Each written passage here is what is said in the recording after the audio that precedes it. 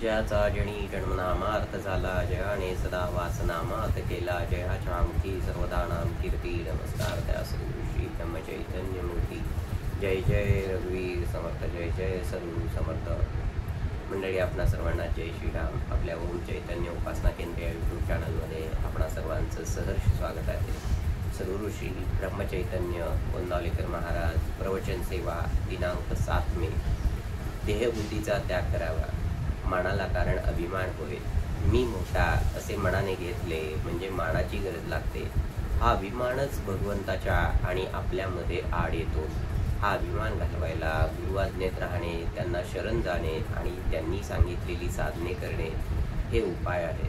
पण ही साधने निराभिमानाने झाली पाहिजेत. हा अभिमान फार सूक्ष्म असतो. मी गुरुआज्ञेत राहतो, त्यांनी सांगितलेली साधने करतो, आता माझा अभिमान गेला हे म्हणणे सुद्धा अभिमानाचेच बोलणे होय. खरे पाहता अभिमान बाळगण्यासारखे आपल्याजवळ आहे तरी काय?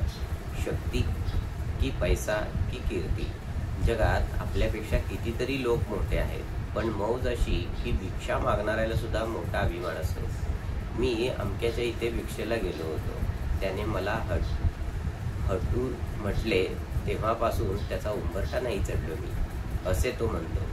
तेव्हा हा अभिमान आणि अपमान ही काय चीज आहे याचा शोध आपण घ्यायला पाहिजे. याला अगदी मूळ कारण देहबुद्धी. ही देहबुद्धी नाहीशी झाली पाहिजे. एखाद्या झाडाला खत घालीत गेलो तर ते मरेल कसे? मला लोकांनी बरे म्हणावे, मान द्यावा, शिव्या दिल्या तर वाईट वाटते. हे देहबुद्धीला खत घालण्यासारखे आहे.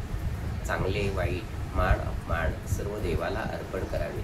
वस्तुतः कर्तेपणच त्याच्याकडे सोपवावे, म्हणजे त्या कृत्याचे परिणाम मनावर होऊ देऊ नयेत. व्यवहारात थोडा अभिमान लागतोच, पण तो केवळ कारणापुरता असावा. वरिष्ठाने नोकरांशी वागताना अभिमान पाहिजे, पण तो तितक्यापुरताच. त्याचा मनावर परिणाम होऊ देऊ नये. ही देहबुद्धी, हा अभिमान जायला सद्गुरूंचे होऊन राहावे. निदान बळजबरीने तरी मी त्याचा आहे असे म्हणावे. सद्गुरू तुम्हाला नकळत तुमचा अभिमान दूर करतील. परमार्थात संतांचेच ऐकण्यात महत्त्व आहे.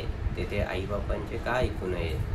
तर ज्याचे मन त्याच्या ताब्यात आहे, ज्याचे मन स्थिर झाले आहे किंवा ज्याचे मन नेहमी भगवंतापाशी आहे, अशाचेच ऐकण्यात विशेष आहे.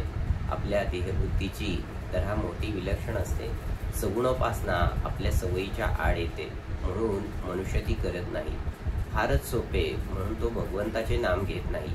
आणि फुकट काय, जेवायला घालायचे म्हणून तो अन्नदान करीत नाही. असा मनुष्य फुकटच जायचा. देहबुद्धीला ताळ्यावर आणण्यासाठी संतांच्या ग्रंथांच्या वाचनाची गरज आहे. पहाट झाली की थोडा उजेड थोडा अंधार असतो. त्याप्रमाणे सध्या आपली स्थिती आहे. देहबुद्धीच्या अंधारात भगवंताच्या स्मरणाचा किंचित उजेड आहे. हा देहबुद्धीचा अंधकार जाऊन पूर्ण प्रकाश दिसायला भगवंताच्या अनुसंधानासारखा दुसरा कोणता उपाय असणार? जय जय रघुवीर समर्थ, जय जय सद्गुरू समर्थ. मंडळी, आपणास विनंती आहे, आपण ओम चैतन्य उपासना केंद्र या यूट्यूब चॅनलला सबस्क्राईब करा, लाईक करा, शेअर करायला विसरू नका. जय श्रीराम.